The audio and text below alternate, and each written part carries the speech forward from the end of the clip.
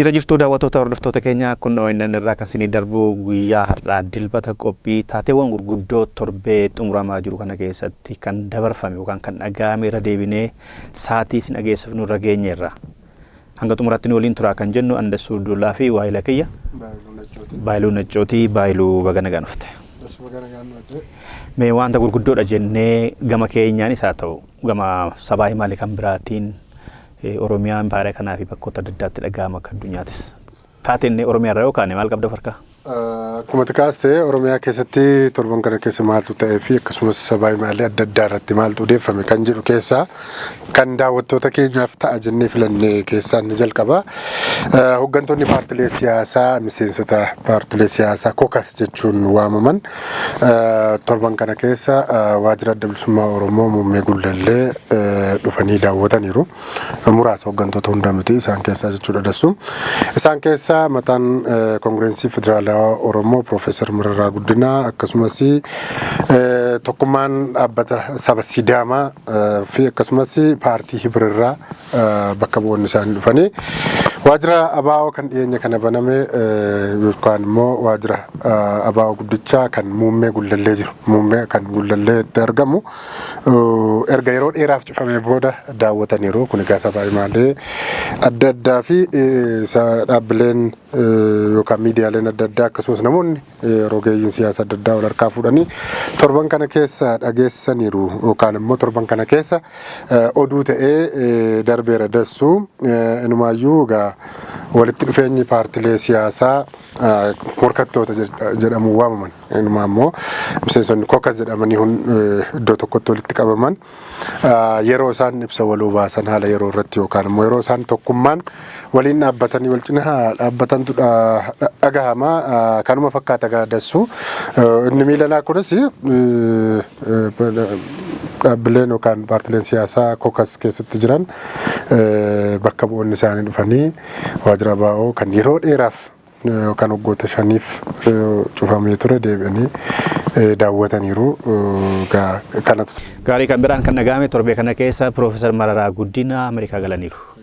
Ameerikaa seenuun isaanii immoo waggaadhaan hawaasa Oromoo biyya alaa jiru kan dhimma biyya keessaa dhimma faana wal arganii waan biyya keessa jiruu fi dhaabni isaanii akkamitti akka deemu barbaaduu fi rakkinoota jiran akkamitti akka falamuu qaban gaaffii deebii hawaasaaf waliin taasisan keessatti baranas taasisuudhaafidha kan isaan gamas deeman jedhamee kan dubbatames torbee kana keessa kan wal qabatee isa dura otoo hin deemin dhaabichi koongiresiin federaalaa Oromoo korasaa walgayiisaa kan gumii sabaa yookaan koree giddu galaa jedhamee waamamu taasisaniitudha. Torbee kana keessa arga xumuranii booda kan isaan deemanii ta'uu kanadha. Egaa walgahii koreen giddu galaa kaafaan torban kana keessa adeemsise guyyoota lamaaf walitti aanee jechuudha dassu isarratti ibsa bal'aa fuula peejii lamaaf ta'u karaa fuula feesbuukii isaan baaseera kaafaa'uni. Egaa cuunfaa walgahii sanaa maal akka ta'ee fi akkasumas immoo gara fuulduraatti korri giddu galaa sun maal akka kaawwate qabxiiwwan gurguddoo gara 6 kaa'eera. Isaan keessaa mata duree irratti kan dheere biyya karaa badiisaan yookaan immoo daandii qaxxaamuraa irra geessettu kana qaamoleen hunduu wal utubanii gara badiirra gara nagaatti deebisuuf ammumaa ka'uu qaba kan jedhudha. Keessumaa jedha ibsi koreen giddu galaa kaafaa kun baaseeni mootummaan Itoophiyaa dirree dimokiraasii bara 2018 qoobane ture deebisee cufee amma biyyattiin karaa badiisaatti akka deemaa jirtu agarsiistuuwwan adda addaa kaa'ameetu jira. Kanaaf tokkoffaa kan itti gaafatamu mootummaadha. Lammaffaa immoo qaamoleen qooda fudhattoota ta'an callisanii haga ammaatti badii fi gaaga'ama akkasumas lola waraana biyya kana keessatti mudateef callisanii dhaabbachuun isaanis dogoggora. Kanaaf biyyi gara kufaatitti deemaa jirti. Kanaaf biyya akka hin kufnee fi qaamoleen dhimmichi ilaallatu hundumtuu deebi'ee biyya kana gara nagaatti deebisuutu irra jiraata kan jedhudha. Lola Oromiyaa keessa naannoo Amaaraa akkasumas naannolee impaayera biyyattii kana keessatti adeemsifamaa jiru hatattamaan dhaabbate mariin biyyaalessaa hunda hirmaachisu akka gaggeeffamu jeequmsaa fi akkasumas kufaatii diinagdee biyyattii kana mudate jeequmsaa fi kufaatii dinagdee biyyattii kana mudate itti gaafatamaa kan taasisu kan itti gaafatamu mootummaadha. Qaala'insi jireenyaa lammiilee biyya kanaa daran miidhee jira. Kaanii jiruu baqaaf saaxilee kaan immoo hiyyummaa humnaa olii irratti fe'amee namni akkatti jiraatu dhabeera. Kana mootummaan silaa furmaatatti kennuu osoo qabu kana dhiisee mootummaan waraana waliinii keessa seenee gaaga'ama namoomaa fideeraa kun dhaabbachuu akka qabu akkasumas guutuu gaanfa Afrikaa keessatti nagaaf tasgabbiin akka bu'uu fi qaamoleen hundi yookaan qaamni dhimmi isaa ilaallatu akka irratti hirmaatu ka jedhu ibsa ejjennoo koreen giddugalaa KFO torban kana keessa baase. Kabiraani torbe kana keessa kan dhagahame biiroo daldalaa Oromiyaati. Biiroon daldalaa Oromiyaa bara 2017 kalaqoosa gi'iziitti daldaltoota inni to'atu hayyama kennee fi Oromiyaa keessatti socho'an gara 20 caalanii hojii seeraan alaa irratti bobba'anii argeera kan jedhes torbe kana keessa ture. Akka inni jedhetti daldaltoonni 14,000 fi 620 ta'an waan daldaluudhaaf hayyama argatanitti kan biraa dabalaniitu otoo gurguranii argeera jedhee keessattuu kan kana godhan ergaman warra daakuu fi waan nyaataan wal qabatu warra daldalanidha. Kanaaf daakuusaa ta'u kan biraa isa daldalanitti qulqulluu masaa gurguruu dhiisanii kan fayyaa namaa miidhu an biraa itti dabalanii otoo gurguranii argeera jedhee kan biraa immoo namoonni 5,915 ta'an immoo waan gurguran kan yeroon isaa irra darbe kan balaa fayyaa fiduu danda'u kan yeroo isaa irra darbe silaa gurguruu kan hin qabne otoo gurguranii argadheera jedhee torbee kana keessa kan beeksise. Walumaa galatti isaan kana irratti tarkaanfii seeraa fi tarkaanfii bulchiinsaa fudheera jedhee kan himes torbee kana keessa ture. Oduu ijoo jennee kan daawwattoota keenya biraan ga'uuf jirru kabiraan ammoo dassuu godina Booranaa keessatti hidhattoonni Somaalee daangaa darbuudhaan uummata yookaan hawaasa keenya irratti miidhaa geessuun torban kana keessa aangawoonni naannichaa himaniiru. Keessumaayyuu hidhattoonni Somaalee kuni daangaa ce'uun godina Booranaa aanaa dhasitti haleellaa raawwataniin ijoollee dubaraa yookaan shamarran 3 bakka tokkotti gara jabinaan ajjeesaniiru jechuun bulchaan godina Booranaa kan godina Booranaa bahaa ibsaniitu jiru. Egaa uummanni Booranaa naannoo daangaa jiru rakkoon adda addaaf saaxilamaati tureera kana durasi. Torban kana immoo humnoonni hidhatanii naannoo Somaalee keessaa socho'an gara Oromiyaatti seenuudhaan haleellaa gaggeessaa akka jiranidha. Kanaan wal qabatee dassuu dhimmi Somaalee isa guddaa toon taane Somaaliyaa toon taane naannoo Somaaleeti naannoo Somaaleeti Somaaliyaa miti Somaaleedha. Dhimma kanaan wal qabatee egaa humnoonni hidhatanii naannicha keessa socho'an yookaan naannoo Somaalee keessa socho'anii mootummaa waliinis nagaan qaban yookaan immoo wal lolaa akka jiranidha kan dhagahamaati ture torban kana keessa. Inumaayyuu manni maree naannoo Somaalee walgahii taa'eera torban kana keessa dassu. Walgahii sanarratti dhugaa haa ta'u hin ta'iin wanti ammatti nuti mirkaneeffanneeru hin jiru garuu fuula miidiyaa hawaasaa irra kan deddeemu dhimma daangaa wal qabate manni maree naannoo Somaalee murtoowwan adda addaa akka murteesse sabaa himaalee adda addaa fi namoota yookaan rogeeyyii siyaasaa adda addaan afarfamaati ture. Isa keessaa kan daangaa Mooyyaalee wal qabatu tokko jira dassu. Mooyyaaleen naannoo Somaalee jala akka galtu manni maree naannoo Somaalee sagalee guutuudhaan raggaasi seeraa jedhameetu haasa'ama. Dhugaaf sobasaa garuu daawwattoota keenya nuti wanta ammatti adda baheeru hin jiru. Gama mootummaa naannoo Somaaleetiinis haga oduun kun qophaa'etti wanti jedhameeru hin jiru garuu haamii fi yookaan immoo odeessi adda addaa fuula miidiyaa hawaasaa kanarra jira. Kanaa wal qabatee tarii rakkoo walxaxaa naannoo sanatti mudate deebi'ee babal'atee gara Oromiyaa keessattis dhufee tarii gaagama uumaa kan jedhu immoo sodaa guddaatu jira dassu. Yoo jettee otoo hin taane daawwattoota hordoftoota keenya akka nu sirreessitanii kan hubannu waanuma mootummaa Oromiyaa fi kan fedhe naannoo Somaaleetiin mirkanoofne kan jedhame kun waanuma sooshaal miidiyaa irra deemaa jirudha. Mootummaan naannoo Somaalees dhuguma maqaan ishee magaalaa Mooyyalee fudheera jedhee ibsan kennine mootummaan Oromiyaa irratti yaadan kennine namoonni qondaalonni beekamoos gadi baanii waan dubbatame hin jiru. Garuu uummanni Booranaa akka maleetti quuqamanii dubbataadha jiru. Kana qofa kan nuti beeknu dhugaasaaf sobasaa kan yeroo deebisu ta'a jechuudha. Kan biraa kan Oromiyaa keessatti torbee darbe keessa kan dhagahame balaa tiraafikaati. Balaa konkolaataatiin namoonni 11 ta'an du'aniiru. Arsii dhiyaa fi Shawaa dhiyaa keessatti Shawaa dhiyaa aanaa jalduu Cillimootti konkolaataan garagalee Arsii nama tokkotu gaadu'u kaanirra maddeeyoon miidhamni gaheera. Arsii dhihaa Daabbaattis akkasuma namoonni balaa konkolaataatiin 10 ta'an kan du'an dhagahame torbee kana keessa ture. Kan biraan oduu ijoo jennee kan daawwattoota keenyaaf ga'uu jiru keessaa muummichi ministeeraa Itoophiyaa Dr. Abiy Ahmed ministeera hajaa alaa Ameerikaa Maarko Ruubiyoo waliin bilbilaan torban kana keessa mari'ataniiru.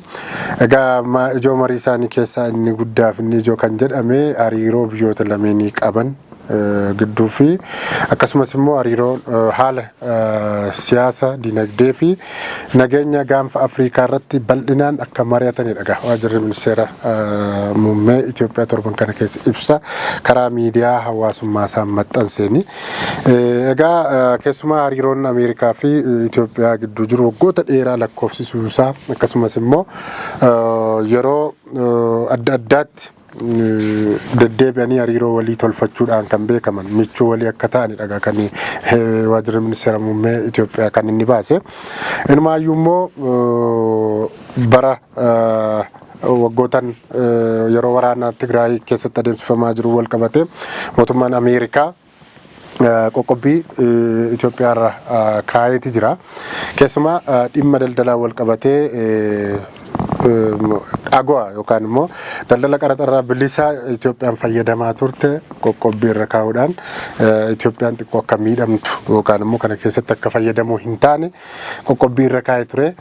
Kanaan wal qabatee akka agwaa keessa yookaan miseensa agwaa keessa galtuufillee torban kana keessa Maarko Ruubiyoo waliin mari'achuu isaaniidha kan inni ibsame.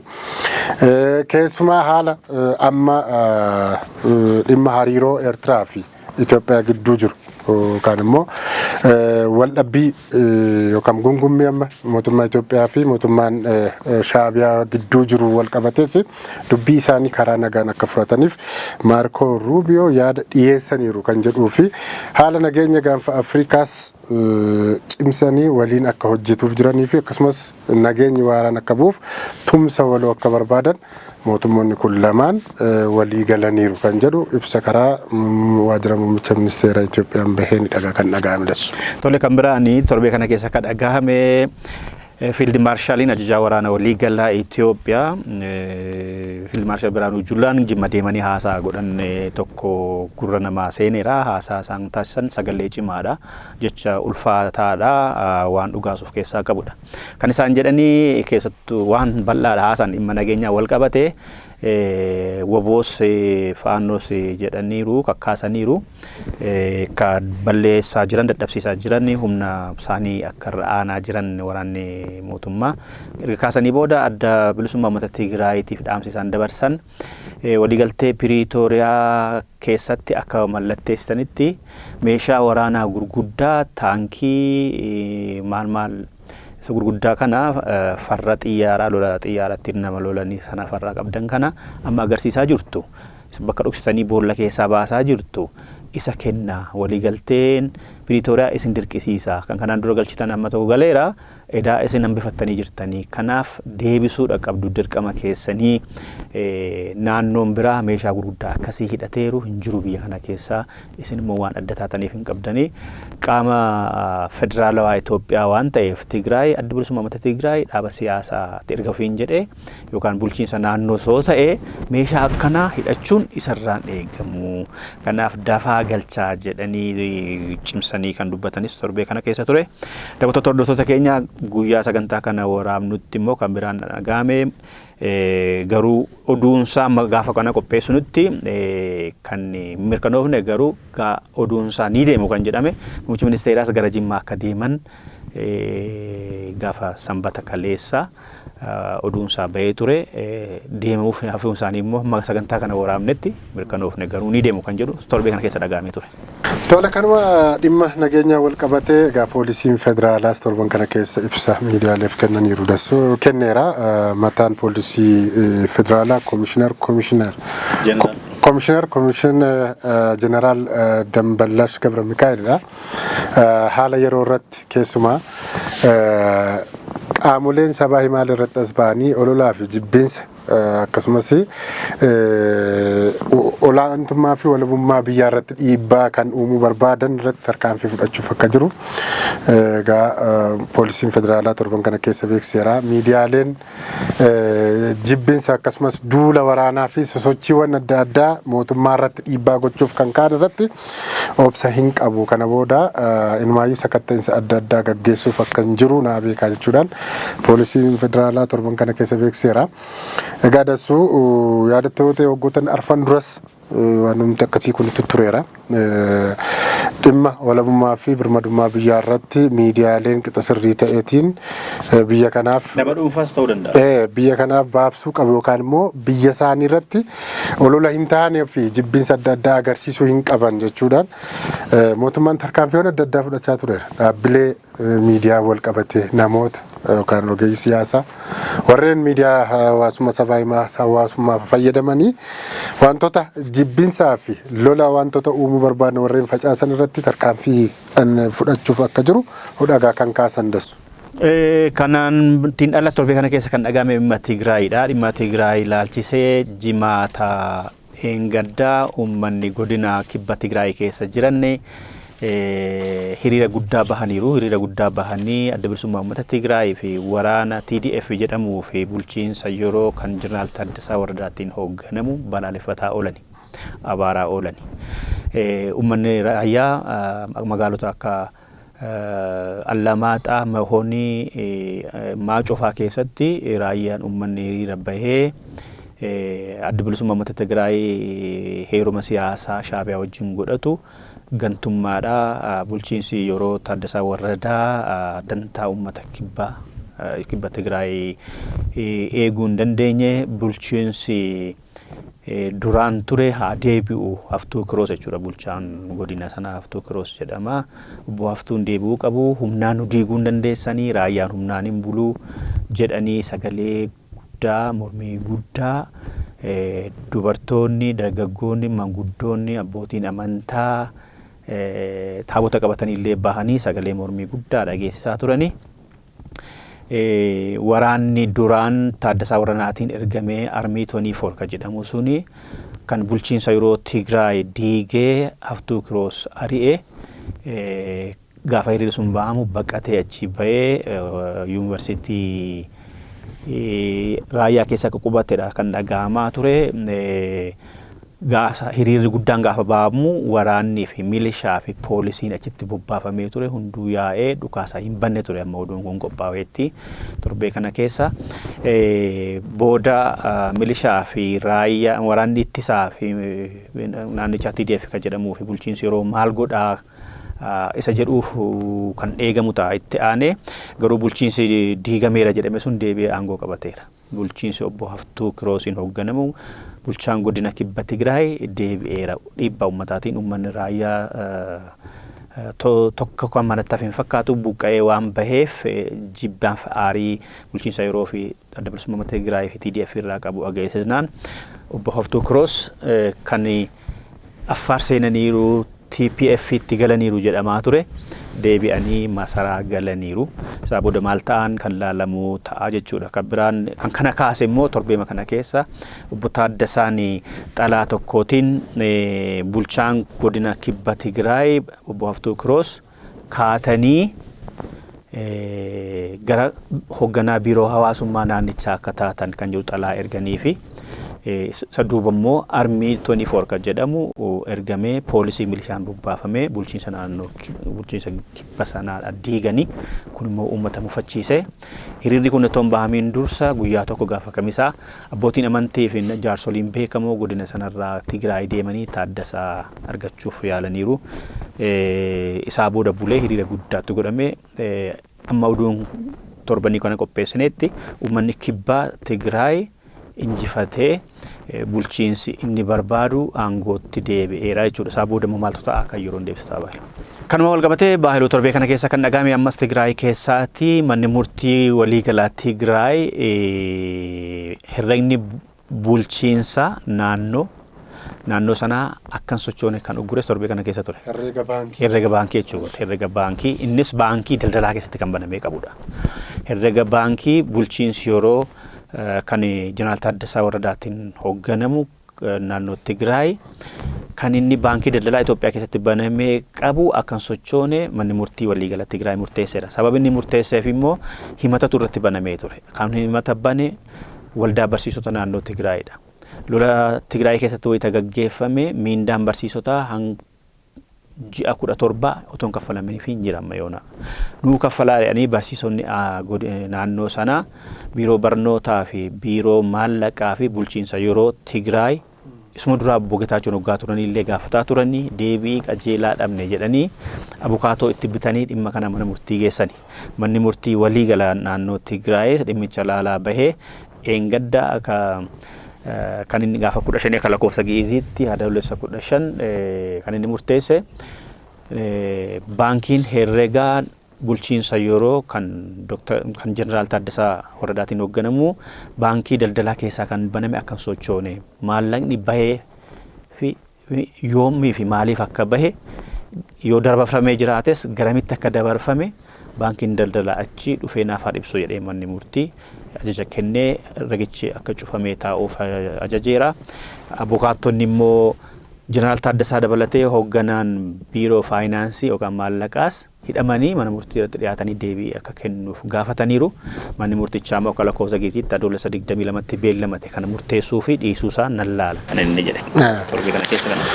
Tole dasuu gara oduu alaatti sonceen dura oduu gaddaa tokko daawwattoota keenya biraan geenyeetu gara oduu gara biyya alaa irraa qabnutti seena.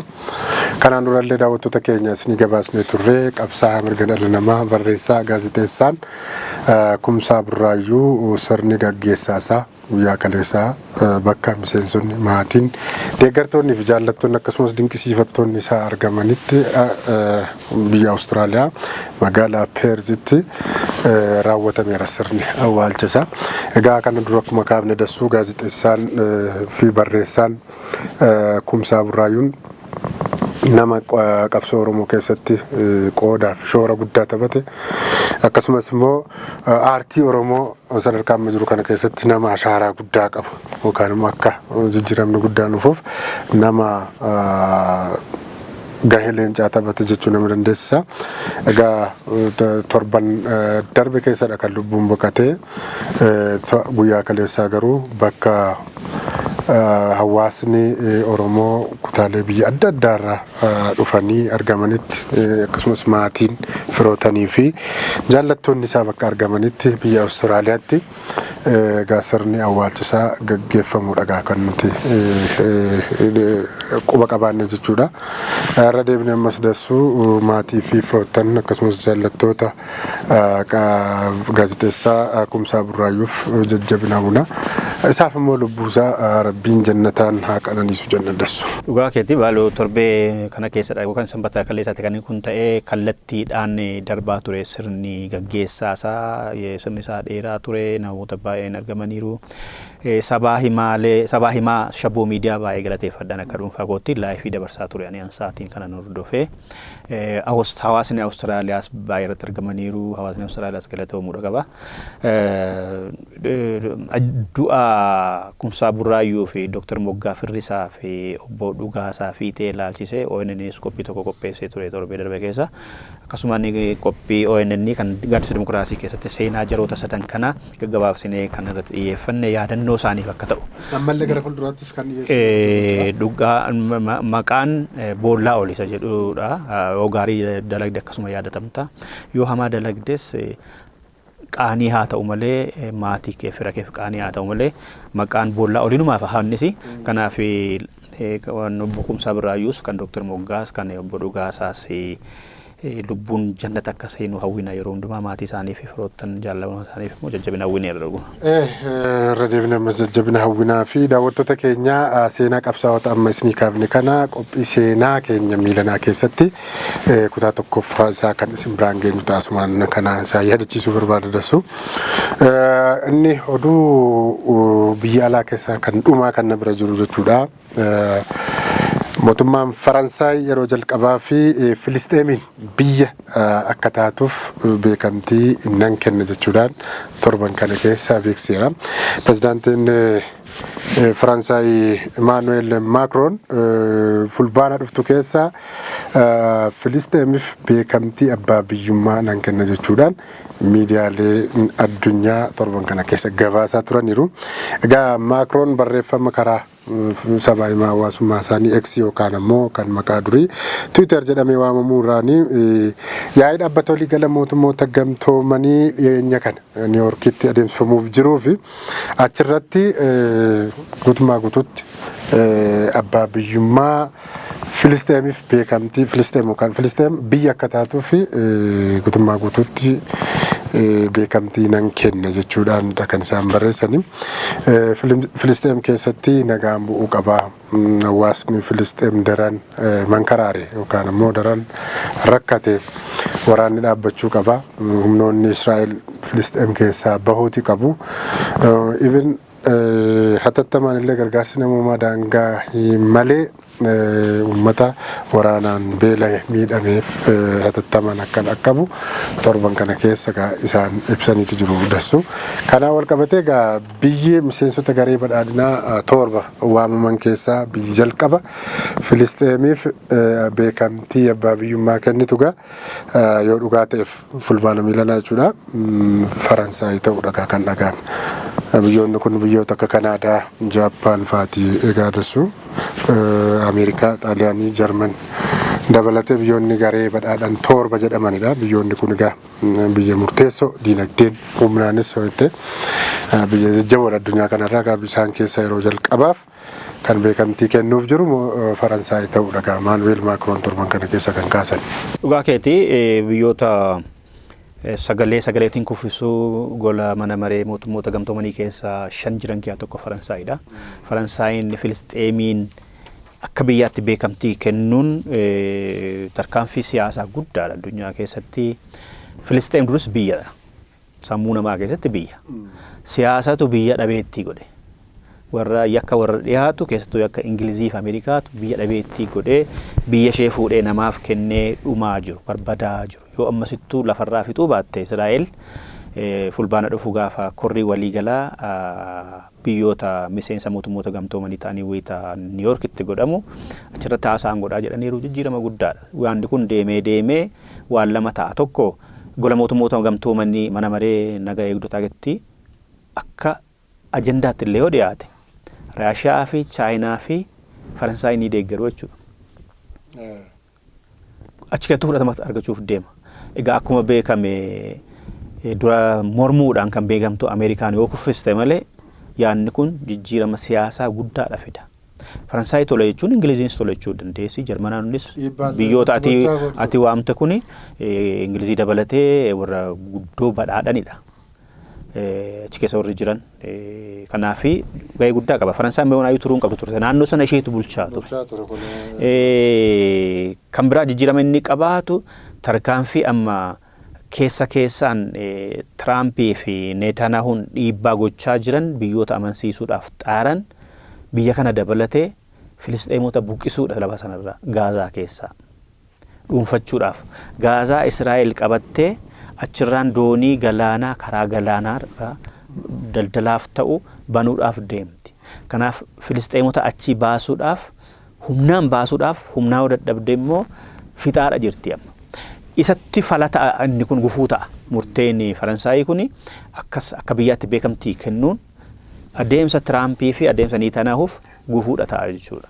Achi buqqisuudhaaf kan godhamu kuni inni tokko kuni tarkaanfii bareedaa jechuu barbaade baayilu. Gama biraa anana biraa oduu lama jira xumuraa fi kan torbee kana keessa dhaga'ame jennee filanne keessaa tokko waa'ee Eertiraa fi Saawudii Arabiyaati. Muummichi ministeeraa miti ministeera Haja Alaa kan Saawudii gita isaanii kan Eertiraatiif bilbilanii turan torbee kana keessa akka dhaga'ametti bilbilanii kan isaan haasaan kan sabaa himaaleetti himame dhimmoota hariiroo biyyoota lamaan jidduu jiruu fi dhimma nageenya giddu gala bahaa sulula bahaa keessa jiru waanuma Filisteem kanas hin dabalata. Irratti jedhaniiru ni guddaan garuu akka keessa beektonni gabaasanitti immoo waa'ee muddama nageenyaa hulaa galaana diimaa Itoophiyaan argachuun qaba jettuu wal qabatee biyyoota Itoophiyaa fi Eertiraa jidduu irratti kan xiyyeeffatedha jedhameera. Saawudii Arabiyaan kanaan dura bara qabsoo bilisummaadhaaf warra Eertiraa godhanii kaasee hanga har'aatti michuu Eertiraati.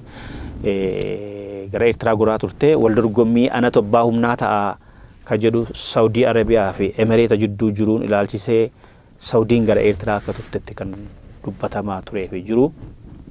Amma garuu mariin isaan ministeeronni ajaa ala lamaan biyyoota lamaanii taasisan kuni lakkimee hulaa galaana argachuu gaaffii Itoophiyaan gootu kana wal qabatee lola hin baniini kan jedhu tokko akka gaaffiitti yookaan akka qajeelfamaatti Saawudiin kenniteettidha kan dhagahame. Kabiraan gaanfuu Afrikaa irraa kan dhagahame tokko waa'ee Somaaliyaa wal qabataa. Mootummaan Somaaliyaa biyyoota naannolee federaala hundeessan. Somaaliyaan biyya federaalaa bultudha. Naannolee 6 fi bulchiinsa addaa tokkotudha kan isheen hundeessaniiru jettu biyya federaalaatu hin jettu. Biyya federaala naannoo federaalaa taate keessaa tokko Puuntlaandidha. Meeshaa waraanaa guddaa kan Turkiirraa naaf ergameetu galaanuma kiyya irratti na jalaa uggurame. Kan na jalaa uggurte immoo biyyuma miseensa federaala kiyyaa taate Puuntlaandidha jedhee mootummaan federaalaa ibsa baafateera. Ilaali. Naannoon tokko Itoophiyaa keessaa yoggaa waraana mootummaan federaalaa alaa hoggaa galfatu naannoon Anfaar qabachuu naannoon Tigraay qabachuu jechuudha yookaan Oromiyaan qabachuu jechuudha. Kuni hammam naannoon humna guddaa akka qaban federaalii dadhabaa akka ta'edha Somaaliyaa keessatti meeshaa waraanaa guddaa taankii fa'aa kan dabalate waliigaltee nageenya eeguu kan Turkii faana mallatteessiteen biyyittiin wal qabatee Ankaaraan gara Moqaadishootti kan ergite otoo deemaa jiru galaana irratti qarqara galaanaa kan Puuntlaandiin daangessu erga ga'ee booda jalaa qabameera. Kanaaf naaf gadhiifamuu yoo gadhiisuu baattan immoo isinitti meeraa kan jedhu fakkaatu tokko kan jedhu beeksisa ibsa baafteetti amma kanaaf mootummaan federaalaa gabaadhaaf baasuun isaayyuu maal to'achuu danda'a ta'ee naannoodha. Hagam akka humna hin qabne agarsiisa kallattii biraatti yeroo laaltu maaliif naannoleen jedhamanii warreen hundaa'an hagam akka irree jabeeffachaa jiran hagam akka ga'anis kan agarsiisan keessaa kun fakkaata amma fiild maarshaal Biraanuu Juulaas taankii keessanii maalii marfii keessan galshaa naannoon biraa hidhatanii jiraniini isuma Puuntlaandii kanaa wal fakkaata. Puuntlaandis humna caaltee meeshaa guddaa Somaaliyaaf ergame asiin dabartuu hankoo ta'uu qabdatti hoggaa fudhattu akkuma kana warri TPLFs kanaaf kan deeman fakkaata. Kun immoo dadhabina federaalaa kan jiru agarsiisa. Daawwattoota keenya kanuma kabaalu. Oduu jennee jajjaboo jennee daawwattoota keenya kan biraan gahaa turre kana fakkaata. Daawwattoota keenya oduu ijoo torban kana keessa funaannannee haga ammaatti kan isin biraan geenye kana fakkaata ture. Kana kan isiniif dhiyeessaa turre Ambaayiluu Naccoo fi akkasumas waa'ila kiyya Dassuu Duulaa gama ogummaa kaameeraa fi qophii kana immoo gulaaluun kan isin biraan gahe Geetuu Alamaayyoodha. Egaa sagantaa biroon immoo hanga walitti deebinutti nagaan nuuf turaa isin jennanti.